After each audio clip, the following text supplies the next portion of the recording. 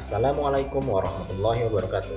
Salam sejahtera bagi kita semua. Salam, Om Swastiastu, Namo Buddhaya, Salam Kebajikan. Hai rekan semua, di sini saya akan menjelaskan hasil dari tugas mata pelatihan praktik permodelan kebijakan dengan dosen mengaku Ibu Hajah Alifatinus Sarah, SSTP, MAP. Baik, pertama-tama izinkan saya memperkenalkan diri.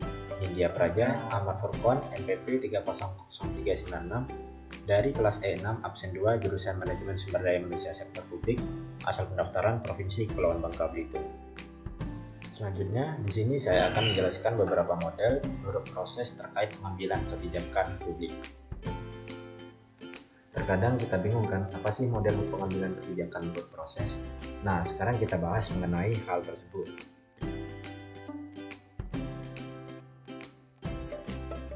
Yang pertama yaitu model institusional. Model institusional disebut juga model kelembagaan. Model ini menyatakan bahwa tugas formulasi merupakan tugas sentral lembaga-lembaga pemerintah secara otonom tanpa melakukan interaksi dengan lingkungannya. Artinya adalah tugas membuat kebijakan adalah tugas pemerintah dan publik selaku pelaksanaan kebijakan yang dibuat oleh institusi pemerintahan. Dalam khazanah ilmu politik, perilaku ini memang tidak bertentangan dengan teori kekuasaan dan kewenangan politik. Menurut teori, ini dikatakan bahwa pemerintah memang terlegitimasi untuk membuat kebijakan. Oleh karena itu, salah satu tugasnya adalah membuat keputusan politik, yang salah satunya adalah kebijakan publik. Contoh kasus, di kota Salatiga, belasan pedagang ayam yang biasa mangkal di Jalan Taman Pahlawan sekitar eks pertokohan hasil mendatangi Komisi 2 DPRD Kota Salatiga. Pertemuan tersebut dalam rangka audiensi dan dihadiri Dinas Perindustrian, Perdagangan, Koperasi, dan UMKM, yang mana dinas tersebutlah yang mengurusi aktivitas pedagang di pasar. Para pedagang mengungkapkan keluh kesahnya kegiatan berjalan di tempat mereka mangkal dengan mengantongi perizinan usaha, sementara aktivitas mereka tidak diakui secara sah oleh dinas terkait. Para pedagang tersebut meminta agar tetap tempat berjualan di pinggir jalan Taman Pahlawan dekat eks pertokohan hasil karena memiliki izin usaha.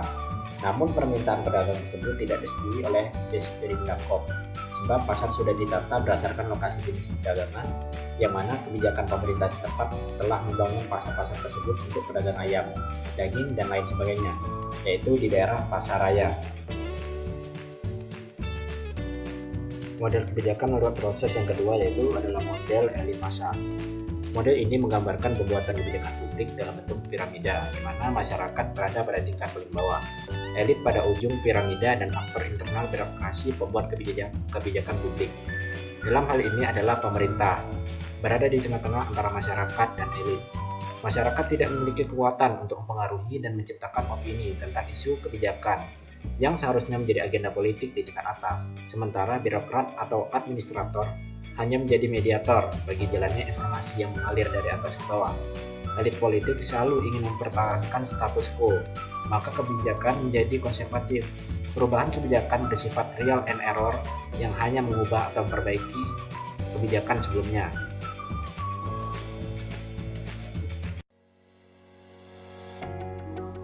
Contoh kasus dari model elit massa, yaitu adalah salah satu kasus dari model elit, yaitu kebijakan yang dibuat oleh pemerintah untuk mengetas atau mengurangi kemiskinan yang disebut bantuan langsung tunai atau BLT.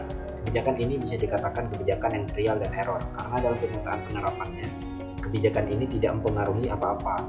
Uang yang harusnya diterima oleh masyarakat yang kurang mampu justru dipotong di sana-sini oleh berbagai oknum dan berbagai alasan. Oleh karena itu, kelanjutan kebijakan ini tidak diteruskan. Selanjutnya yaitu model kelompok. Pada model ini pemerintah membuat kebijakan karena adanya tekanan dari berbagai kelompok. Kebijakan publik merupakan hasil perimbangan dari berbagai tekanan kepada pemerintah dari berbagai kelompok kepentingan. Besar kecil tingkat pengaruh dari suatu kelompok kepentingan ditentukan oleh jumlah anggotanya, harta kekayaannya, kekuatan dan kebaikan organisasi, kepemimpinan, hubungannya yang erat dengan para pembuat keputusan, posisi intern para anggotanya. Contoh kasus dari model kelompok yaitu pemerintah Kabupaten Kebumen melalui Bupati Kiai Haji Muhammad Nasirudin Al-Mansur menyatakan status quo, yakni kembali pada keadaan semula atas permasalahan tanah Dinas Penelitian Pengembangan atau Dislitbang, TNI Angkatan Darat dengan masyarakat wilayah Urut Sewi Kebumen. Artinya penggunaan lahan untuk kegiatan dilaksanakan seperti sebelum ada permasalahan. TNI dapat melaksanakan latihan seperti sedia kala, sedangkan para petani dapat melaksanakan kegiatan bercocok tanam. Selanjutnya, penyelesaian permasalahan tanah selanjutnya akan diadakan peninjauan di lapangan oleh TNI, pemerintah daerah, serta masyarakat. Hal itu dalam rangka penentuan batas kepemilikan tanah. Yang terakhir yaitu model sistem politik. Model ini didasarkan pada konsep-konsep kekuatan-kekuatan lingkungan, sosial, politik, ekonomi, kebudayaan, geografis, dan sebagainya yang ada di sekitarnya. Kebijakan publik merupakan hasil atau output dari sistem politik. Kebijakan model ini juga melihat dari tuntutan-tuntutan, dukungan, masukan yang selanjutnya diubah menjadi kebijakan publik yang otoritatif bagi seluruh anggota masyarakat. Intinya, sistem politik berfungsi mengubah input menjadi output. Contoh kasus, setelah batik mendapat sertifikat dari UNESCO sebagai warisan budaya Indonesia, kini pemerintah membuat kebijakan untuk mendaftarkan angklung ke UNESCO agar alat musik khas daerah yang tersebut tidak diklaim oleh pihak lain. Melalui tahap verifikasi akan terbukti bahwa angklung sangat berperan dalam kelangsungan suku bangsa, khususnya di Indonesia. Jika lulus verifikasi, UNESCO akan mengeluarkan sertifikat dan angklung dan akan diakui sebagai warisan ahli budaya asli Indonesia. Kesenian dan kebudayaan Jawa Barat yang berdasar Bambu Tengah dihadapkan pada percepatan dunia industri yang membutuhkan inovasi dan kreativitas. Sepanjang tahun 2008, angklung juga berfungsi sebagai alat promosi budaya dengan berbagai inovasi dalam seni pertunjukan.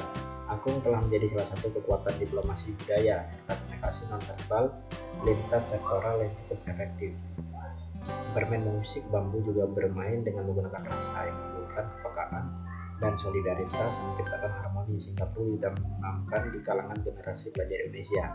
Dengan begitu, sangat pantaslah pemerintah mengambil kebijakan untuk mendaftarkan angklung sebagai salah satu warisan budaya asli Indonesia, yang mana bangsa ini memiliki solidaritas dan kepekaan yang tinggi. Sekian penjelasan yang dapat saya sampaikan, mungkin agak berbeda dengan yang saya sampaikan karena ini dari masyarakat pada intinya. Jika ada kesalahan maupun kekurangan, saya pribadi minta maaf. Assalamualaikum warahmatullahi wabarakatuh.